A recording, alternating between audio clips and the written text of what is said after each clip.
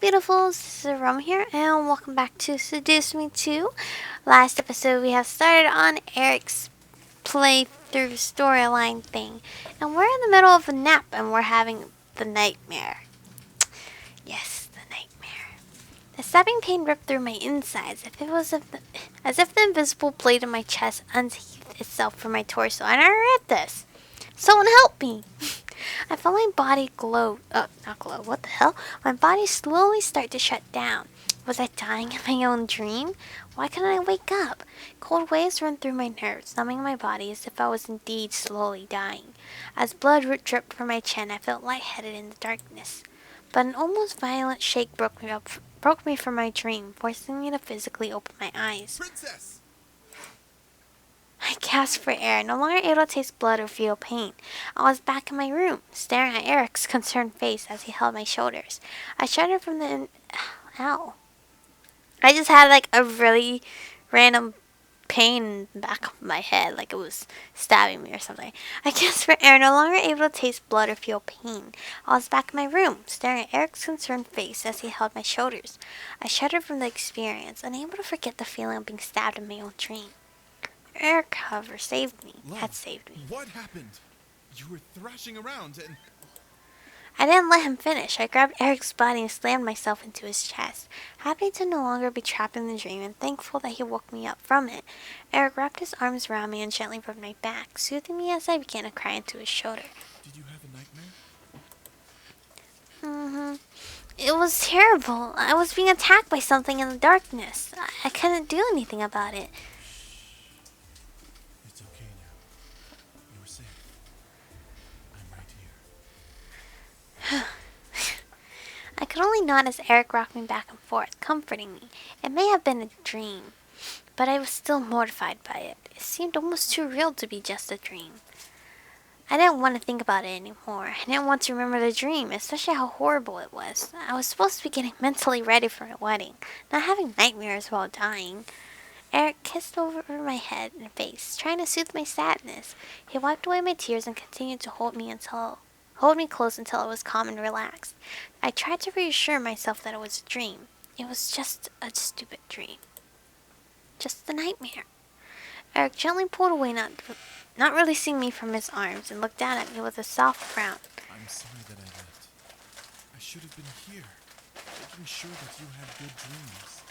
It's okay. You can't always protect the princess. I shook my head. Eric needed to spend time with his brothers. It was important enough to him that he let himself be dragged away by them. No, it's alright. I'll be fine. Are you sure, Princess? Yeah, I'm sure. I had to shake this off. I didn't know what was going on, but now Eric was here and could be with me in case anything else happened. After I had finally calmed down, Eric told me about what the boys had done. They took Eric to a cafe deep in downtown Chicago, just wanting to have a brother-to-brother talk with him. I was happy I got to spend time with them, but Eric had practically rushed home to return to me. The dream did not appear again that night. Eric used his powers to enter my dream. What? Enter my dreams, that he kept me safe from anything that tried to hurt me, and thankfully nothing did. That's kind of cool. That's like if I had a nightmare, Tyler could come into my dream and then it's like, hold up, you ugly, bugly thingies. Obviously, I'm not a gangster. However, there was a strange feeling in my gut that didn't sit right with me. For some reason, Eric's comfort didn't make me feel okay. It was as if I didn't want him to be in my dreams. My heart knew this was a problem, but I was unsure how to respond to this new feeling. Slowly as the days passed by and our wedding approached, the feeling became more aggressive. Soon I was becoming irritated more easily. I became angry at the smallest things, the steps he took, the things he wore, the looks he gave me, or what I assumed he gave me. No, Eric, I don't want to do anything right now. Love, I didn't say anything. You're looking at me with those sex eyes again. Sex eyes? I swear, I wasn't doing anything of the sort. You're doing it now. I couldn't control the words that were flying out of my mouth. Something was wrong, but I continued to speak cruelly towards Eric. My heart was at odds with my mind, and I didn't know why I was doing it, but I continued my barrage. Love, what is going on? What's going on? You are what's... I'm sorry. Am I doing? Oh, his eyeballs. I felt Eric's enthrallment take over my body, forced me to go weak in the knees and meal out in surprise. My mind stopped thinking about attacking Eric, and my heart felt entirely relieved that the urge was gone. Eric gently wrapped his arms around me, being sure to keep his arms around my shoulders, and rocked with me, trying to calm me down. Love, are you having doubts? No, no, I'm not. I don't know what You swear you're not having doubts about us? I promise. I was able to speak the truth under his spell. It was strange. It was like I was under a curse when I wasn't under his enthrallment. Somehow I despising every little thing Eric did, yet I knew it wasn't true. I loved everything about him, but my mind wouldn't agree. It's like a parasite in my brain. I gripped Eric's shirt, wanting to stay close and show my true feelings for him. Listen to me, okay? I love you so much. If you have any doubts on us getting married, then please, please just tell me. I don't know what's going on in your beautiful head. I don't know either. I love you too. I really, really do. I don't know what's happening to me. It made no sense. Why did I despise Eric? Yet love him. My mind, heart, and body were at odds with each other, and I wasn't sure what to do. This went on all the way until our wedding day. Somehow Eric managed to deal with me the entire time, enthralling me when things became rough to keep me calm. The other incubi tried to decipher what was going on with me, but none of them could figure it out. I was going to marry Eric, and then I was going to figure out what was wrong with me. I knew I still loved him with every inch of my heart, mind, body, and soul, so feeling disdain like this was not natural for me. I had asked Eric to place me under enthrallment for our wedding, in case I lashed out again. He reluctantly agreed and stayed with me the morning of our wedding day. I was supposed to dress alone and be by myself, but I needed Eric to keep me in check. I felt ridiculously warm and fuzzy as I stood in the bathroom, having come out of a hot shower with Eric. We didn't do anything together, but he remained close enough to keep me enthralled and remained energized enough to maintain the enthrallment. Eric gently ran my brush through the strands of my hair, being as sweet and caring as he always was towards me. Because of the enthrallment, I felt each stroke and derived so much pleasure from his brushing. It was hard not to moan. Well, love, today's the big day. Yeah, I'm so happy. I truly hope so. I'm the happiest man alive to be able to soon call you my wife. I want to be your wife. I want you to be my husband. I felt like crying. Why did I have to be enthralled to say such things? I really loved him, but somehow I couldn't bring myself to say it without him casting a spell over me.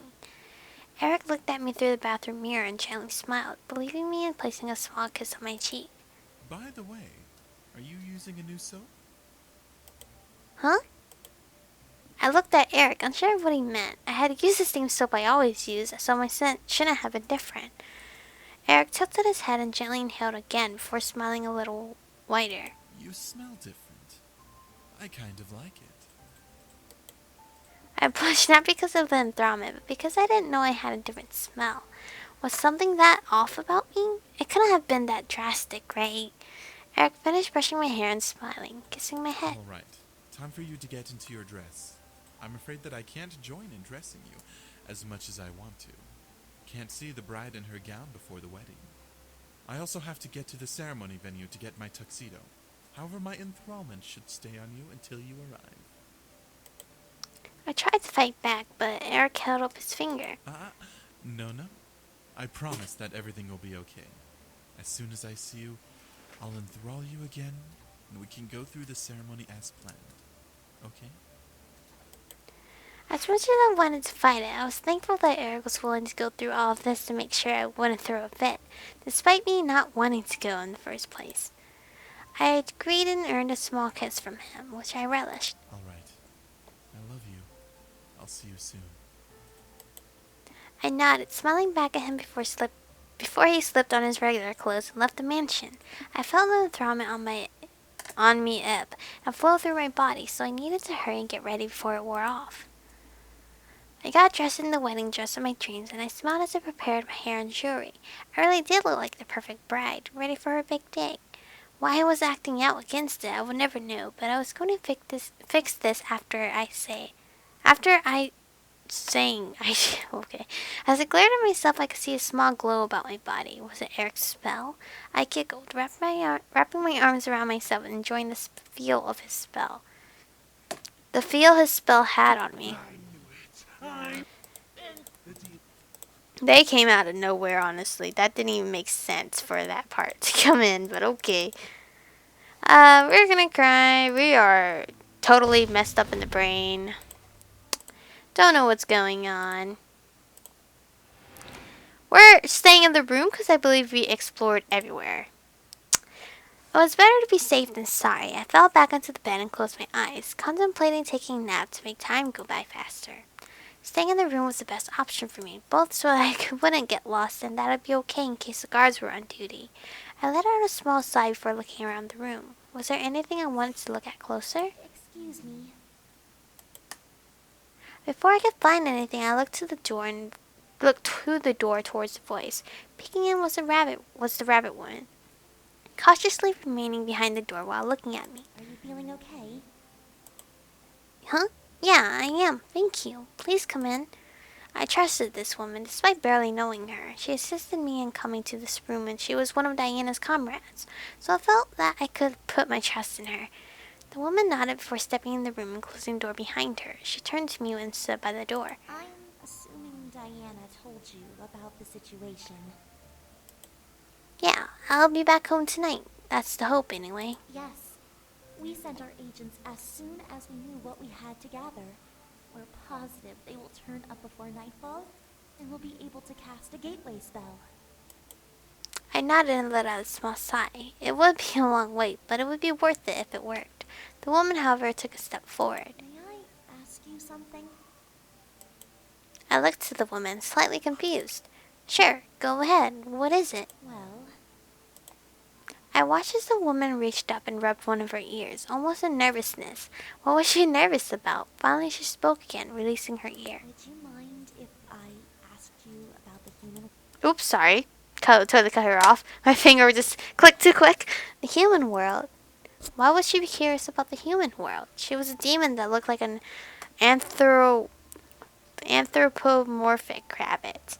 The woman hugged her large staff against her body as she shrugged. How are things like in the human world? Is there equality amongst your races? I've only heard stories. But since you're a human yourself, you would know.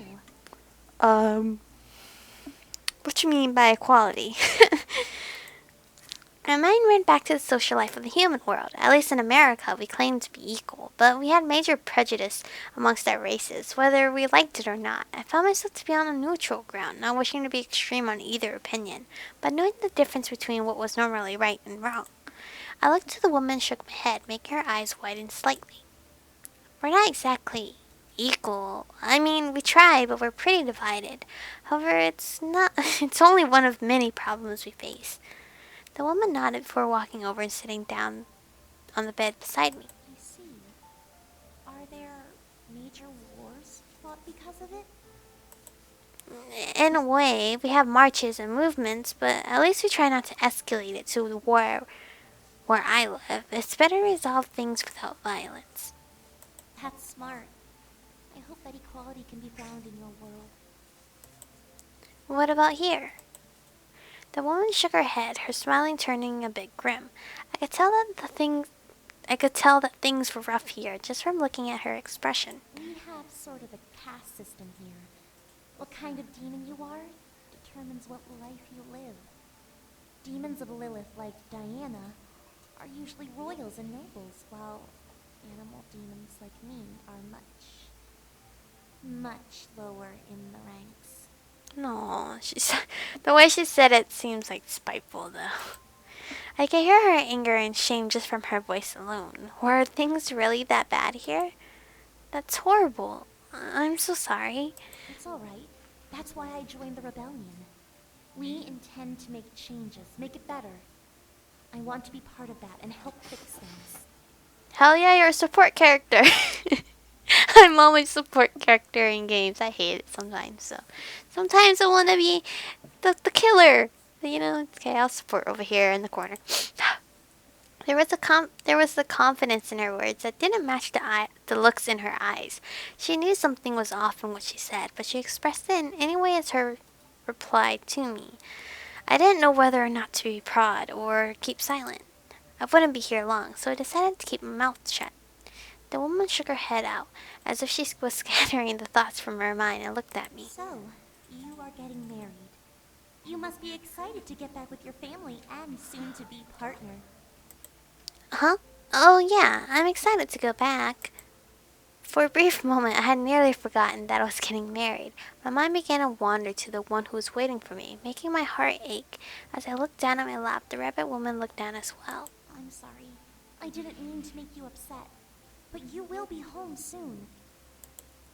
I nodded. I shouldn't have let it get me down, but I really did miss being in the human world. I think anyone in my situation will understand, especially since I was a bride.